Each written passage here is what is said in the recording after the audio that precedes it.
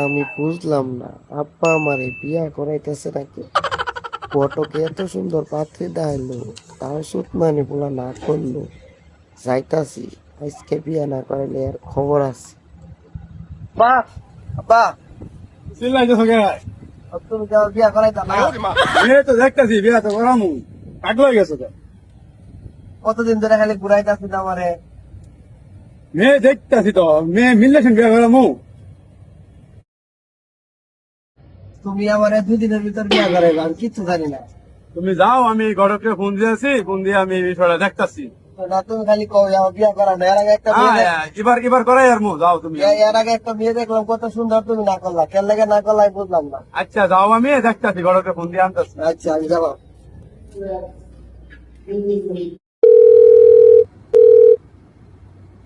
ঘটক সাহেব, পাত্রী যে দেখবার কইছিলাম, পাত্রী কি দেখছুন?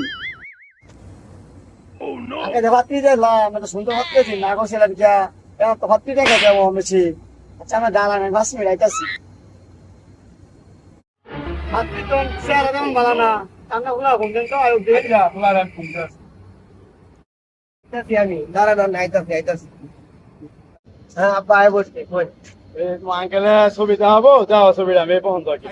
এই পঞ্চাশ টাকা। না আব্বা, আমি এই মেয়ে বিয়ে করতাম না, কালা মেয়ে। আমি কালা কেন? না না, এর আগে সুন্দর মেয়ে আছে, তুমি বিয়ে করাইছিল, আমি এটা বিয়ে করতাম।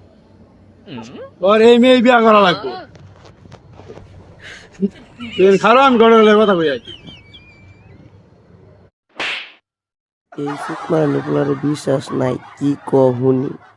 এবার চেয়ার মেয়ের ছবিটা, আরে মেয়ের ছবি কে, মেয়ের মার ছবি দেখা। কোন কি আপনি? লেগে সে এর আগের পাত্রীটারে বাদ দিছে। কত সুন্দর মেয়েটা আছে, ওই মেয়ের তো মা আছিল বুড়া, এর লেগে তো কই রাজি হইল নাকি। কত বড় লুচ্চা, পাপ হয়ে আমার শাশুড়ির দিকে নজর দিস। আজকে বাড়ি চাইলে আমার লগে সব কই আমি। পরের দিন কি